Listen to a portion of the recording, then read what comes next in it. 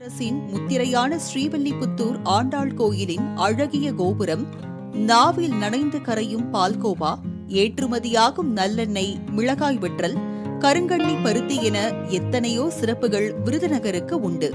எல்லாவற்றுக்கும் மேலாக காமராஜர் என்ற மாபெரும் தலைவரை தந்த பெருமை அந்த ஊருக்குத்தான் உள்ளது. இங்குதான் 1903ஆம் ஆண்டு ஜூலை 15ஆம் நாள் குமாரசாமிக்கும் சிவகாமிக்கும் மகனாக பிறந்தார் காமராஜர். 1919இல் காங்கிரஸில் இணைந்த காமராஜர் சுதந்திர போராட்டத்தின் உப்பு சத்தியாகிரகத்தில் பங்கேற்று 1930ஆம் ஆண்டு சிறை சென்றார். அதன் பின்னர் அவரது அரசியல் பயணம் ஆரம்பித்தது. 1936ஆம் ஆண்டு தமிழ்நாடு காங்கிரஸ் கட்சியின் செயலாளராகவும் 1937 மற்றும் 1946ஆம் ஆண்டுகளில் நடைபெற்ற சட்டமன்ற தேர்தல்களில் வெற்றி பெற்று சட்டமன்ற உறுப்பினராகவும் பதவி வகித்தார். முன்னதாக 1941ஆம் ஆண்டில் விருதுநகர் நகர்மன்ற தலைவராக தேர்ந்தெடுக்கப்பட்ட அவர் 1952ஆம் ஆண்டு விருதுநகர் நாடாளுமன்ற உறுப்பினரானார். பின்னர் 1954ஆம் ஆண்டு தமிழ்நாடு முதலமைச்சராக பெருந்தலைவர் காமராஜர் முதலில் பொறுப்பேற்றார். தமிழ்நாடு மட்டுமல்ல, இந்திய அரசியலில் தவிர்க்க முடியாத தலைவராக போற்றப்படும் பெருந்தலைவர் காமராஜர் ஒரு கிங் மேக்கர். கிராமங்கள் தோறும் பள்ளிகளை உருவாக்கி ஏழை மாணவர்களும் எளிதில் கல்வி கற்க இலவச மதிய உணவு திட்டத்தினை கொண்டு வந்தார். இதனால் கல்வி கண் திறந்த காமராஜர் என்று இன்றளவும் போற்றப்படுகிறார். தமிழ்நாடு முழுவதும் அணைகளை கட்டி தண்ணீர் தேவையை பூர்த்தி செய்த அவர் ஆவடி டாங்கி தொழிற்சாலை, திருவெரம்பூர் துப்பாக்கி தொழிற்சாலை, பாகூர் தொழிற்சாலை உள்ளிட்ட பல தொழிற்சாலைகளை நிறுவியவர் இவர்தான். வாய்மை, நேர்மை, எளிமை, தூய்மை என தன் வாழ்க்கை முழுவதையுமே பாடமாக தந்த தென்னாட்டு காந்தி, படிக்காத மேதை காமராஜர்.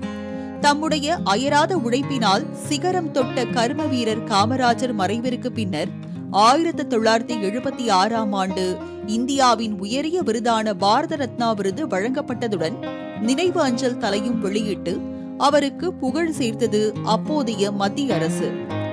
சென்னை அண்ணா சாலையில் பல்லவன் இல்லத்திற்கு எதிரில் அமைந்துள்ள காமராஜர் சிலையை 1961இல் ஜவஹர்லால் நேரு திறந்து வைத்தார்.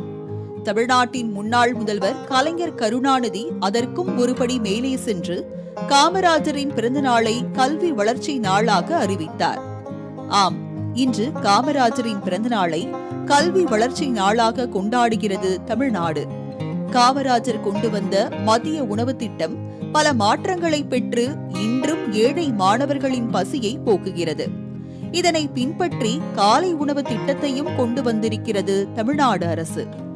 அரசு பள்ளிகள் மட்டும் இன்றி அரசு உதவி பெறும் கிராமப்புற பள்ளிகளுக்கும் காலை சிற்றுண்டி திட்டம் காமராஜர் பிறந்த நாளில் விரிவாக்கம் அடைந்திருக்கிறது.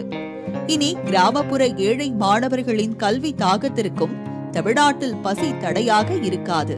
மெத்த படித்து சட்டென்று வேலைக்கு சென்று கற்ற கல்வியை கண்டபடி பயன்படுத்தி சர்ச்சைக்குள் சிக்கி வாழும் மனிதர்களுக்கு மத்தியில் தான் கல்வி கற்கவில்லை என்றாலும் கல்லாதவர்களே இல்லை என்று தமிழ்நாட்டை உருவாக்கி சரித்திர சாதனை படைத்து மாபெரும் தலைவராக மனதில் நிற்கிறார் காமராஜர்.